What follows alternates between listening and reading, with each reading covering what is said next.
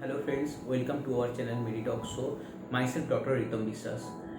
আজকের যে টপিকসটা আমরা আলোচনা করব সেটা খুবই চিন্তার একটা বিষয় সবার মধ্যে রিসেন্টলি হয়ে গেছে কোভিডের কারণে। সেটা হচ্ছে ব্ল্যাক ফাঙ্গাস বা মিউকরমাইকোসিস।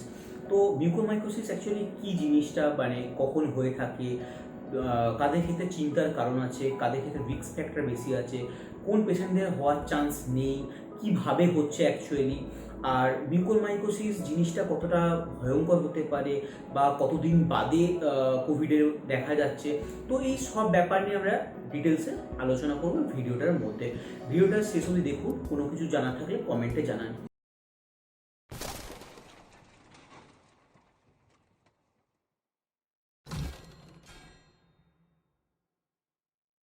ফার্স্টে জানবো মিউকরমাইকোসিস কী হয়। অ্যাকচুয়ালি এটা হচ্ছে একটা ফাঙ্গাস, যে ফাঙ্গাসটা আমাদের নেচারে সব জায়গাতেই অ্যাভেলেবেল থাকে। তো এই ফাঙ্গাসটা এমনই ফাঙ্গাস যেটা সবার ক্ষেত্রে ইনফেকশন করে না। যাদের ক্ষেত্রে ইমিউন কম্প্রোমাইজ থাকে তাদের ক্ষেত্রেই ম্যাক্সিমাম ইনফেকশনের চান্স থাকে। এটা আমরা সাধারণত দেখতে পাই, যে কোনো জায়গাতেই পাওয়া যেতে পারে, মাটিতে বা যে কোনো বাতাসে, যে কোনো জায়গাতে যেসব ফাঙ্গাস যেসব জায়গায় থাকে সেরকম জায়গাতেই এর প্রেজেন্স থাকে। কিন্তু মেনলি এটা সাধারণত যে কোনো ব্যক্তিকে ইনফেকশনটা করে না, কেননা সবার ক্ষেত্রে একটা ইমিউনিটি ভালো অবস্থায় থাকে। কিন্তু যেসব পেশেন্টরা সবে কোভিড থেকে রিকভার করে এখন ফিরে আসছে বা কোভিডের থেকে একটা ইমিউনিটি অনেকটা ডাউন হয়ে আছে, তাদের ক্ষেত্রে এই ফাঙ্গাসটা হওয়ার চান্স অনেক বেশি আছে। যেমন ধরা যাক কাদের ক্ষেত্রে এই ফাঙ্গাসটার বেশি রিস্ক থাকে।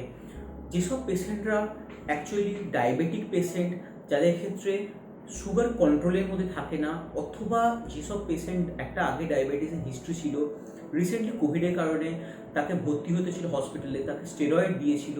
তো সেসব কারণে অনেক সময় কি হয়, ডায়াবেটিসের কন্ট্রোলটা যেটা সুগার থাকে সেটা আনকন্ট্রোলড হাইপারগ্লাইসেমিয়া হয়ে থাকে, যার ফলে কিনা একটা ইমিউনিটি ডাউন করার চান্স থাকে। এমনকি কিছু কিছু পেশেন্টদের ক্ষেত্রে কি হয়, যাদের ক্ষেত্রে ডায়াবেটিসের কোনো মেডিসিন চলছে, তারা সময় মতো না নেওয়ার কারণে তাদের গ্লুকোজ লেভেল অনেক হাই থাকে। তারা কোভিডের ইনফেকশনের পর যখন ঘরে ফিরে আসে ডিসচার্জ হওয়ার পর, তারা কিন্তু সঠিকভাবে সুগার মনিটর করে না, কন্ট্রোল করে না, যার ফলে কিন্তু এই ছত্রাকটার মানে আক্রমণ হওয়ার সম্ভাবনা অনেক বেশি থাকে। আনকন্ট্রোল ডায়াবেটিসের ক্ষেত্রে এর রিস্ক অনেক বেড়ে যায়। হাইপারগ্লাইসেমিয়া যেসব পেশেন্ট থাকে তাদের ক্ষেত্রেও রিস্ক অনেকাংশে বেশি থাকে। এবার আপনি যদি ডায়াবেটিস থাকেন তো অবশ্যই ভয় না পেয়ে সবসময় সুগার মনিটর করুন, তাহলে ভয়ের কোনো কারণ থাকবে না যে সুগার কন্ট্রোলের মধ্যে থাকে। আর কোভিডে স্টেরয়েড চলার কারণে অনেকের সুগার লেভেল স্বাভাবিকের থেকে বেশি থাকছে, যার জন্য চান্সটা অনেক বেশি বেড়ে যাচ্ছে। এছাড়াও যারা সুগার পেশেন্ট তাদের ছাড়াও অনেকের ক্ষেত্রে হওয়ার চান্স থাকে যারা হচ্ছে যে ইমিউনো কম্প্রোমাইজড পেশেন্ট হয়। এবার আমরা কাদেরকে ইমিউনো কম্প্রোমাইজড করবো না, যাদের ক্ষেত্রে ইমিউনিটি অনেক কম থাকে। এমন কোনো পেশেন্ট যাদের ক্ষেত্রে ধরুন কোনো সময় কিডনির কোনো সমস্যা আছে, বা ইমিউনিটি সাপ্রেস করার জন্য ইমিউনো সাপ্রেসিভ ড্রাগ চলছে, কারো ক্ষেত্রে অর্গান ট্রান্সপ্ল্যান্ট হয়েছে, কেউ কেউ কোনো পেশেন্ট যারা ক্যান্সারের পেশেন্ট আছে অথবা এইচআইভি পেশেন্ট আছে, এদের ক্ষেত্রে কি হয়, ইমিউনিটি কম্প্রোমাইজড স্টেটে থাকে, যার ফলে ইমিউনিটি সেই পরিমাণ রেসপন্স করতে পারে না যখন বাইরে থেকে কোনো ফাঙ্গাসের ইনফেকশন হয় বা যে কোনো ব্যাকটেরিয়াল ভাইরাল ইনফেকশন, কখনো ওরা সেইভাবে প্রিভেন্ট করতে পারে যেটা নর্মাল মানুষদের ক্ষেত্রে ইমিউনিটি রেসপন্স হয়। তো সাধারণতই ইমিউনো কম্প্রোমাইজ পেশেন্টরা এটাতে অনেক সাসেপ্টেবল থাকে। আর ধরুন অনেক সময় কোনো কোনো পেশেন্টদের ক্ষেত্রে আইসিইউতে অনেক দিন প্রলংড মানে আইসিইউ অ্যাডমিশন রয়েছে, অথবা অনেক দিন ধরে অক্সিজেন চলছে, এমন কোনো পেশেন্টদের ক্ষেত্রে তাদের ক্ষেত্রেও কিন্তু মিউকরমাইকোসিস হওয়ার একটা চান্স বা রিস্ক ফ্যাক্টর থেকে যায়। যেমন কিনা ধরুন হয়তো কোনো পেশেন্টের অনেকদিন ধরে অক্সিজেন চলছে, অক্সিজেনের তলাতে মানে অক্সিজেন যেখান থেকে আসে সেখানে একটা হিউমিডিফায়ার হয়, সেই হিউমিডিফায়ারের একটা জল থাকে, একটা ওয়াটার দেওয়া থাকে, যেখান থেকে অক্সিজেন এসে ওর মধ্যে দিয়ে একটা হিউমিডিটি নিয়ে অক্সিজেনটা আমাদের শ্বাস প্রশ্বাসের মধ্যে এন্টার করে। তো এবার কি হয়, ওই হিউমিডিফায়ারের যে জলটা ইউজ করা যায় সেটা যদি অনেক সময় ঠিকঠাক না মেনটেন করা হয়, অনেক সময় দেখা যায় একই জল নিয়ে নিচ্ছে বা হয়তো কোথাও একটা নর্মাল কোনো জল ইউজ করলো, তো সেক্ষেত্রে কিন্তু ফাঙ্গাস যদি ফাঙ্গালের স্পোর যদি থাকে ওর মধ্যে, তো ফাঙ্গাস স্পোর থেকে কিন্তু আমাদের কিন্তু ওই অক্সিজেনের মাধ্যমে শরীরে গিয়ে ফিউচারে কি হতে পারে না, ওই ফাঙ্গাসটা গ্রো করে তার মধ্যে হয়তো আপনি ইমিউনো কম্প্রোমাইজড আছেন, বা হয়তো আপনার ডায়াবেটিসের সমস্যা আছে, স্টেরয়েড হয়তো অনেকদিন ধরে চলেছে, সেক্ষেত্রে কিন্তু একটা চান্স থাকে অক্সিজেনের হিউমিডিফায়ার থেকে ছত্রাক এসে সেটাকে গ্রো করে ইন ফিউচারে একটা ব্ল্যাক ফাঙ্গাস আপনার শরীরে তৈরি হতে পারে। তো এটা একটা ব্যাপার আছে। তো এবার ধরুন অন্য কোনো পেশেন্ট যার ক্ষেত্রে স্টেরয়েড লং ডেজ ইউজ করা আছে, তাদেরও ইমিউনিটি অনেকটা সাপ্রেসড অবস্থায় থাকে, তো তাদের ক্ষেত্রেও ইনফেকশনের একটা চান্স থাকে, যেহেতু তাদের ক্ষেত্রে ইমিউনিটি অনেকটা কম্প্রোমাইজড হয়ে থাকে। এরকম ধরনের কিছু কিছু পেশেন্ট যাদের ক্ষেত্রে বললাম, হয়তো কেউ অনেক বয়স্ক পেশেন্ট আছে যাদের ক্ষেত্রে ডায়াবেটিস আছে, তাদের মধ্যে হয়তো হাই রিস্ক ফ্যাক্টর কিছু কিছু আছে, তো কোনো হয়তো ইমিউনোসাপ্রেসিভ ড্রাগ নিচ্ছেন বা ইমিউনো মডিউলেটর কোনো ড্রাগ নিচ্ছে, তো সেক্ষেত্রে কিন্তু একটা মিউকোরমাইকোসিসের চান্স অনেকাংশে বেড়ে যায়। সাধারণ মানুষরা কিন্তু এখন এই মিউকোরমাইকোসিসে খুব বেশি ভয় পাচ্ছে, বাট আমি বলবো এটাকে নিয়ে অত ভয় পাওয়া দরকার নেই। যদি আপনার ইমিউনিটি ঠিকঠাক থাকে, যদি আপনার ক্ষেত্রে কোনো ইমিউনো সাপ্রেসিভ ড্রাগ না চলে, আপনার যদি কোনো ইমিউনো কম্প্রোমাইজ স্টেট বডিতে না থাকে, তো আর কোনো যদি আপনি স্টেরয়েড যথেষ্টভাবে ইউজ করছেন, তাদের ক্ষেত্রে আপনার ভয় পাওয়ার কোনো দরকারই নেই এরকম ফাঙ্গাসের ইনফেকশন। এটা খুবই রেয়ার অ্যাকচুয়ালি। এই ফাঙ্গাসের কেন এতটা রিস্ক কোভিড পেশেন্টদের থাকছে, তো এটা রিস্ক ফ্যাক্টর কতটা? অ্যাকচুয়ালি কোভিডের পর যদি কারো মিউকোরমাইকোসিস হয়ে থাকে, তো তার ক্ষেত্রে অ্যাকচুয়ালি ফাঙ্গাল ইনফেকশনটার মর্টালিটি রেট অনেকটা বেশি, 80 to 84% মর্টালিটি রেট। তো সেই কারণে এটা অ্যাকচুয়ালি ভয়ের কারণ। যদি কারো হয়ে থাকে, আর্লি ডায়াগনোসিস না হলে সেক্ষেত্রে একটা মৃত্যুর সম্ভাবনাও থেকে থাকে। তো এবার এটার অ্যাকচুয়ালি কতদিন বাদে কোভিড হওয়ার, কতদিন বাদে মিউকোরমাইকোসিস হওয়ার চান্স থাকে, মোটামুটি দেখা গেছে রিসার্চ অনুযায়ী বা যেসব পেশেন্টদের হয়েছে, কোভিড থেকে যেদিন থেকে আপনি ডিসচার্জ পেলেন সেই দিন থেকে শুরু করে মোটামুটি 8 সপ্তাহ 2 মাস মতো ধরতে পারেন, এই পিরিয়ডটার মধ্যে একটা হাই রিস্ক স্টেট থাকে, যখন আপনার একটা মিউকোরমাইকোসিস বা ব্ল্যাক ফাঙ্গাস হওয়ার চান্স অনেক বেশি থাকে। যদি আপনি ঠিকঠাক মেনটেন না করেন যে যে রিস্ক ফ্যাক্টরগুলো, তাহলে চান্স আরও বেড়ে যায়। তো এবার কী কী সাইন অ্যান্ড সিমটম আমরা দেখতে পাবো যদি কারো ক্ষেত্রে ব্ল্যাক ফাঙ্গাস ইনফেকশন হয়ে থাকে? ফার্স্ট কথা, এই ফাঙ্গাসটা প্রথমত আমাদের নাকের যে চারপাশটা থাকে সেখানে রেডনেস তৈরি করতে পারে, চোখের চারপাশে রেডনেস তৈরি করতে পারে। মেনলি চোখে কী হতে পারে, একটা লাল ভাব হয়ে যায়, চোখ অনেক সময় লাল হয়ে যায়, যেটা কনজাংটিভাইটিস বলে থাকে, সেরকমও হয়। অনেক সময় কী হয়, সাইনাস ইনফেকশন করে, সাইনাস যেগুলো এখানে থাকে, সাইনাস ইনফেকশন করার জন্য ঠিক এইরকম জায়গাগুলো যে সাইনাসি আমাদের অনেক সময় সাইনোসাইটিস হলে দেখবেন এখানগুলো খুব ব্যথা ব্যথা থাকে, সেগুলো একটা টেন্ডারনেস সোয়েলিং টাইপের হয়ে যায়, যার ফলে খুব একটা ব্যথা করে। নাকে অনেক সময় যদি ইনফেক্ট করে যায়, তখন দেখবেন ন্যাসাল ব্লকেড হচ্ছে, যেটা নাক বন্ধ বলে, একটা হঠাৎ কোনো কারণে নাক বন্ধ হয়ে রয়েছে, নাক দিয়ে আপনি নিঃশ্বাস নিতে পারছেন না। অনেক সময় কি হয়, নাক থেকে সাইনাসে স্প্রেড করে, আবার নাক থেকে ন্যাসাল ব্লিডিং আসতে পারে। যদি অনেকদিন ধরে জিনিসটা প্রোগ্রেস করে থাকে, ন্যাসাল ব্লিডিংয়ের সাথে সাথে নাক থেকে ব্ল্যাক কালারের ডিসচার্জ আসার সম্ভাবনা থাকে।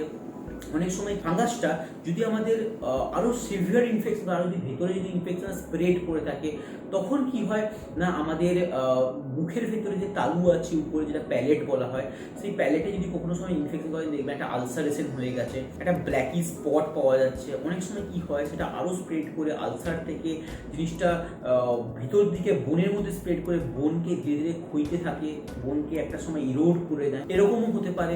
অনেক সময় দাঁতের মধ্যে ব্যথা হয়, দাঁত পড়ে যায়, বা মানে যেটা দাঁতের মাড়ি আছে সেটাও খুব ব্যথা করতে থাকে, রক্ত পড়ানোর সম্ভাবনা থাকে। আবার যদি এটা আমাদের ওরাল ক্যাভিটি থেকে আরও ভিতর দিকে স্প্রেড করে, তাহলে সেক্ষেত্রে সম্ভাবনা কি থাকে, চেস্টের লাংসের মধ্যে যদি আমাদের ছত্রাকটা পৌঁছে গিয়ে থাকে, তাহলে অনেক সময় কি হয়, শ্বাসকষ্ট হতে পারে, চেস্ট পেন একটা আসতে পারে, আপনি কাশছেন, কাশির সাথে কিন্তু অনেক সময় রক্তও আসতে পারে।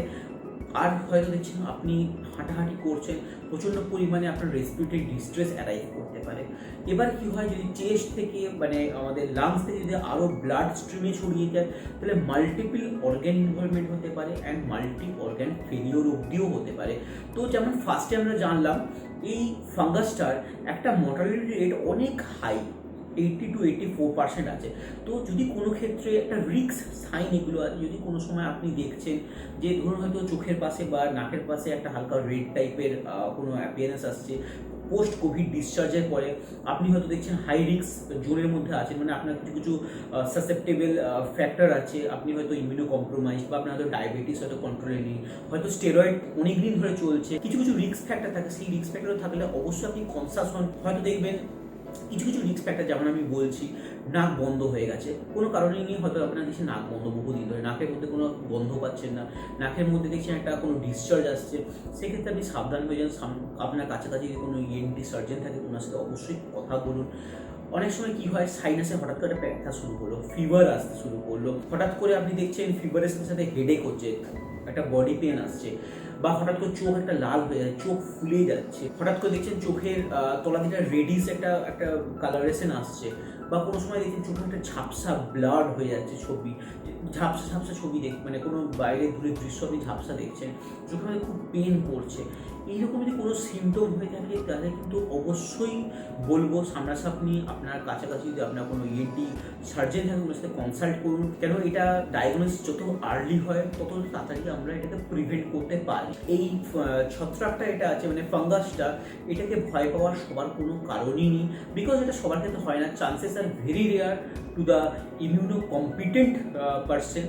তো সেক্ষেত্রে আপনি যদি আপনার ক্ষেত্রে ইমিউনিটি যথেষ্ট বেশি থাকে, নর্মাল এজ আপনার মোটামুটি মিড রেঞ্জে থাকে, আপনি নর্মালি কোনো সেক্ষেত্রে স্টেরয়েড নেই, আপনার কোনো ইমিউনোসাপ্রেসিভ ড্রাগ চলছেন, সেক্ষেত্রে আপনার অত ওরিড হওয়ার কিছুই নেই, কিন্তু আপনার হওয়ার চান্স খুবই কম।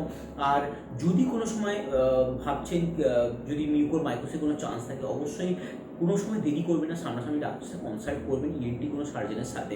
আর কী করে আমরা এটা রিস্কটাকে প্রিভেন্ট করব আমরা জেনে নিই। রিস্ক ফ্যাক্টর তো জানলাম, রিস্ক ফ্যাক্টরকে কী করে প্রিভেন্ট করবো যাতে না হয়। যদি ধরুন কোনো সময় অক্সিজেন ইউজ করছেন কোনো নার্সিংহোমে আপনার জন্য, তো সেক্ষেত্রে অবশ্যই লক্ষ্য করবেন যেন সেটা যেন অক্সিজেন যেটা হিউমিডিফায়ার আছে যেন জলটা যেন স্টেরাইল ওয়াটার ইউজ করে থাকে। আপনার যেন যদি স্টেরয়েড প্রলং ডেজ হয়ে চলছে, সাডেনলি আপনি স্টেরয়েড উইথড্রল করবেন না, আপনার মানে ডাক্তারের পরামর্শ নিয়ে সেটাকে স্টেরয়েডটা উইথড্র করবেন। কোনো সময় যদি অনেক দিন ধরে অ্যান্টিবায়োটিক চলছে বা অ্যান্টি ফাঙ্গাল কিছু চলছে, তাহলে সেটা কিন্তু জেনে শুনে ডাক্তারবাবুর পরামর্শ নিয়ে অবশ্যই সেটাকে বন্ধ করবেন।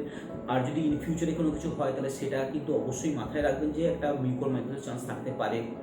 আপনি যদি সিকেডির পেশেন্ট হন, আপনি যদি কোনো ক্যান্সার থাকে বা আপনার যদি কোনো ইমিউনোসাপ্রেসিভ ড্রাগ চলে, সেক্ষেত্রে অবশ্যই সচেতন থাকবেন, বেশি বাইরে যাবেন না, যদি বাইরে গিয়ে মাস্ক অলওয়েজ করবেন, কেননা আপনার ক্ষেত্রে যেহেতু ইমিউনিটি অলরেডি সাপ্রেসড অবস্থায় আছে বা কম্প্রোমাইজড অবস্থায় আছে, সেক্ষেত্রে আপনি কিন্তু যে কোনো জায়গায় বেরোলেই আপনার হাই রিস্ক থাকে ওই ফাঙ্গাসের দ্বারা ইনফেকশন হওয়ার। তো কিছু কিছু প্রিকশন আপনি যদি ফলো করেন, আপনি যদি কিছু কিছু সাইন সিমটম জানেন যেগুলো আপনাদেরকে বললাম, তাহলে ভয় পাওয়ার দরকার নেই। যদি সেরকম কিছু দেখছেন অবশ্যই দেরি না করে তাড়াতাড়ি কোনো ইএনটি সার্জন বা আপনি যে ফিজিশিয়ান যেটা থাকছেন তার সাথে আপনি কনসাল্ট করুন, তাহলে কিন্তু জিনিসটা আগে থেকে ধরা পড়লে ট্রিটমেন্ট সেরকমভাবে করা সম্ভব, এমনকি এর থেকে বেঁচে ফিরে আসা পেশেন্টও দেখা গেছে।